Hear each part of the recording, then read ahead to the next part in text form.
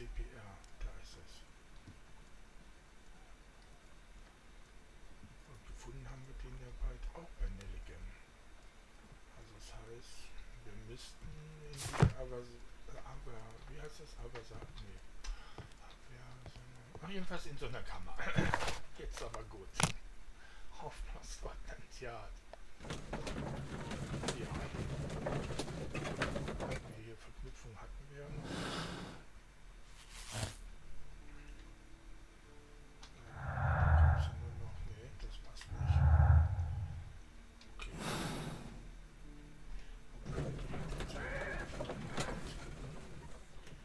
Kann ich nicht mehr? Okay. Mal kurz gucken.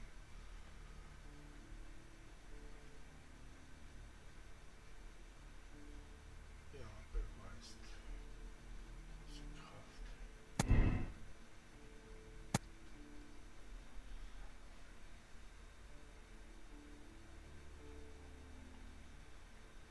Tja, der ist natürlich stark und ist dieser Harpunier-Dienstleist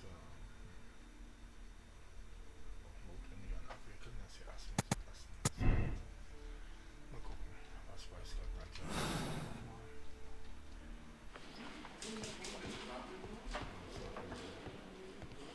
Dann gucken wir Jens Ruhm.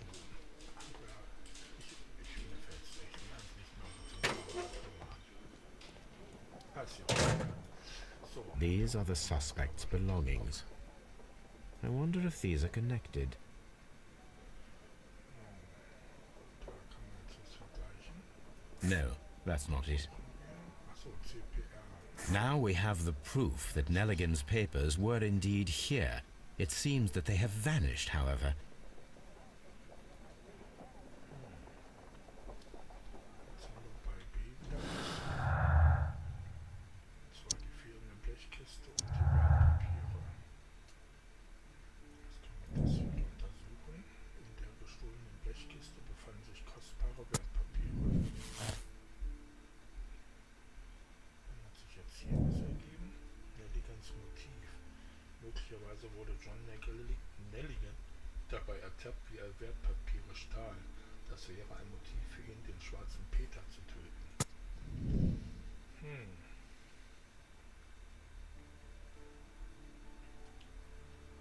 Tja. Das wäre ein Motiv. Das mit der großen Kraft nicht in Verbindung, außer man macht jetzt einen Glückswurf, aber dann wäre Nelligan jetzt der Täter. Nee, das glaube ich nicht.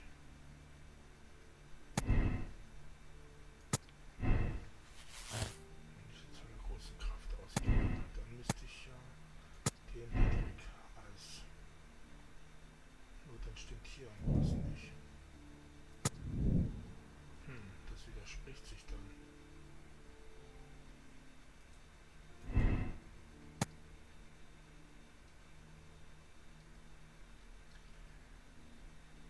John gibt ein Motiv für den Mord an Peter. Mal gucken jetzt, irgendwas widerspricht sich da alles, wenn man das jetzt so macht. Ja, dann würde das...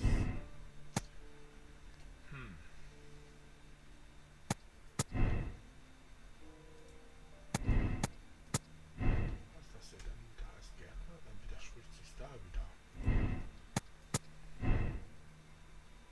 Das ist ganz einfach. Also nehmen wir das jetzt mal so. Dann geht das da wieder hin. Sowohl Nelligan als auch Hurley lügen. Von daher können sie möglicherweise beide unter einer Decke stecken. Es gibt zwei Täter. John Hopley, Nelligan und Liam Hurley haben Peter Gill gemeinsam ermordet. Nelligans Motiv war Rache für Caras Diebstahl. Hurley handelte aus Eifersucht und Liebe zu Caras Ehefrau. Obwohl die ja geschrieben haben, dass er nichts Verwerfliches gemacht hat.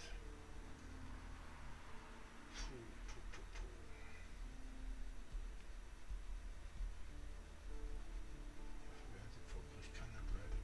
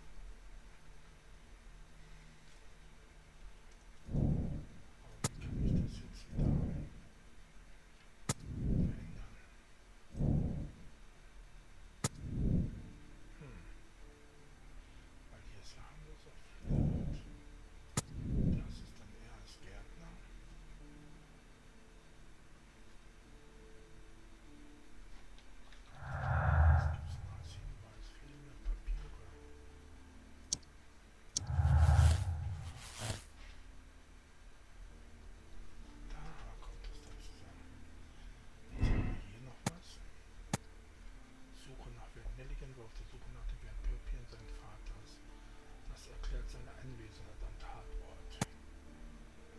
Anstatt um das Symbol des Opfers, das könnte bedeuten, dass die Person, die diese Einbruch verursacht hat, auch der gesuchte Mörder ist. Nee, das glaube ich eben nicht. Weiter. Nelligans Motiv. Möglicherweise wurde John Nelligan dabei ertappt, wie er die Wertpapiere stahl. Das wäre ein Motiv für den schwarzen Peter zu töten. Ist ein Opfer der Umstände. Es entspricht weder vom Äußeren noch vom psychologischen dem Profil des Mörders. Da würde ich das auch eher sehen. Und ich würde denken, dass das dann Cairns der Täter ist. Patrick hat Peter getötet, aber er war kein vorsätzlicher Mord. Es handelt im Notfall gegen einen bewaffneten und betrunkenen, aggressiven Seemann. Sein kaltblütiger Mörder, er hat Peter als Mordlos dabei. Also ich würde das da dafür erst entscheide ich das jetzt mal. Mal gucken, wie wir da liegen.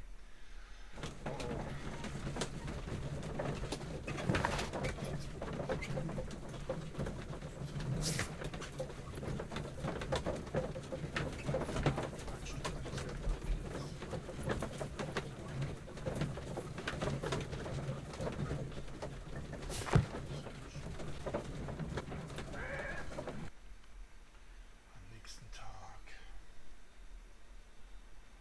wo uns das dann hinbringt. Good afternoon. I must be at the wrong address. I'd like to speak with a ship's captain, a Captain Ahab. Is that you? No, my name is Sherlock Holmes. That detective fella? So, you wanted to see me? That is correct. We need to talk. About what? About Black Peter, who was killed in his own hut with a harpoon. You know, don't ya? Yes, How? the tobacco pouch. You recognized it. Oh, the sailor. It was you. Unbelievable. Well, fine. I confess. But if you really do know everything, you should also know that I didn't want to kill him. He made me do it. I know. Did you know about this story with the bond certificates? Did you need money? Yeah. I just wanted him to cough up a little silver. I'm out of work, and I thought maybe he could help me. Well, he refused outright, and he insulted me. I reminded him I knew all about that murder he committed at sea in 1883. Then he got mad when I spoke about his treasure. I barely just had time to throw the harpoon at him before he could jump at me with his knife. You know the truth. What will you do now? I ask that you return the bond certificates. Keep some of them. You will need them in your exile. It is better that you leave the country for a few years. And you won't say anything to the police? I will not say anything as long as you return the money. Well, I'll do as you ask. But what about Inspector Lestrade? I will deal with him. Goodbye. Also haben wir da schon mal gut gelegen. It's good that you asked me to come, Mr. Holmes. We do need to talk. About what? What do you mean? Our case, Mr. Holmes. You sent me a message via your little thug, His name is Wiggins, Inspector. telling me that the case is solved. Well, Mr. Holmes, tell me, who is our murderer and where is he? The morgue. Eh? His name is, or rather was, Pablo Coventrao. He was also on the ship with Peter Carey, and he was a harpooner. I'll tell you everything, Inspector, but do calm down. Mrs. Hudson will bring us tea and orange cake. Orange cake? You're spoiling me, Mr. Holmes. That's my favourite. Einige Zeit später. Ah, Mr. Holmes. Inspector Lestrade told me that I should thank you for clearing my name. He also said that you were waiting for me here. I came as fast as I could. I cannot thank you enough. It is all because of you that this nightmare is finally over. I believe that this belongs to you. My father's securities. Incredible! But how did you get them? It would take far too long to explain. Tell me. This is extraordinary. You are a genius. Then that may serve as an explanation. Goodbye, Mr. Nelligan, and good luck. Goodbye, Mr. Holmes. And thank you. 1,000 times thank you.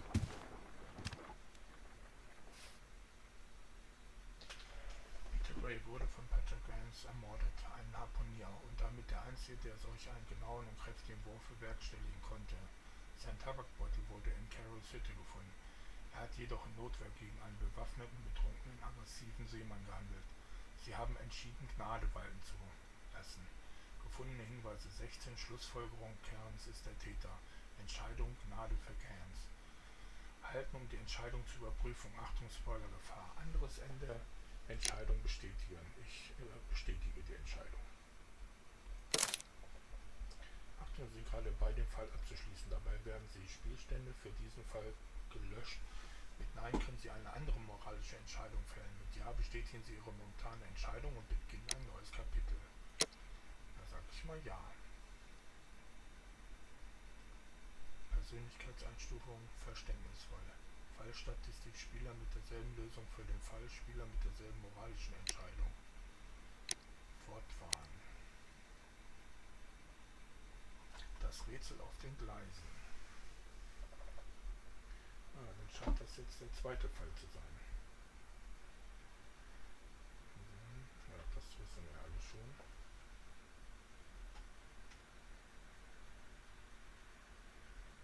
Gut, dann fahren wir mal fort.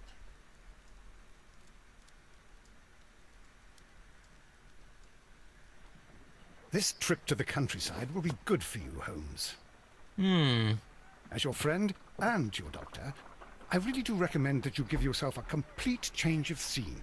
Fresh air, brisk walks, bird watching, chopping wood. Sounds intolerable.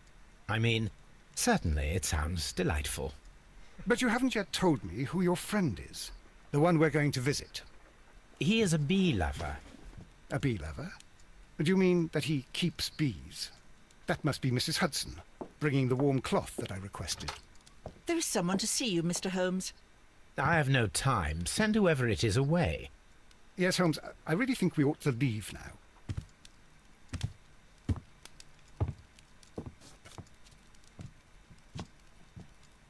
Mycroft.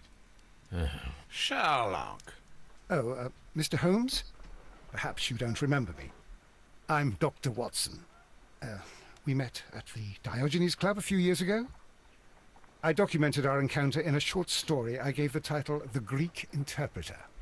He does remember you, Watson. My brother remembers everything, and that is why he is so valuable to the government. We're about to depart for the train station. I know. You know? Sherlock, I need your help. There are people who presently threaten both our country and the Crown itself.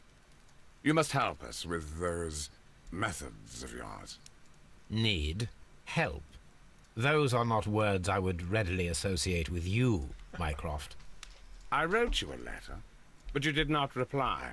And this is not about politics. It's about people. People similar to those whom you pretend to defend in your petty detective affairs. Everything is about politics with you, Mycroft. I'm not interested. Have some of your agents, your spies, or worse, undertake this job of yours. You are defending your people, and they have little to do with the people I choose to help, I can assure you. That is the point. You think exactly as they do. Who are they?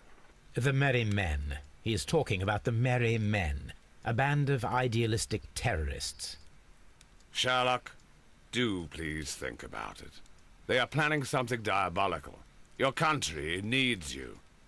You need me, Mycroft, and you are not the country. Although if your waistline expands very much further. Mrs. Hudson, tea will not be necessary. Dr. Watson, the train conductor, Mr. Parker, is aware that you will be 7 minutes late. You are in the 4th car. The train will be waiting for you. Sherlock, enjoy your time in Staffordshire. And do, please, at least write to me on your return.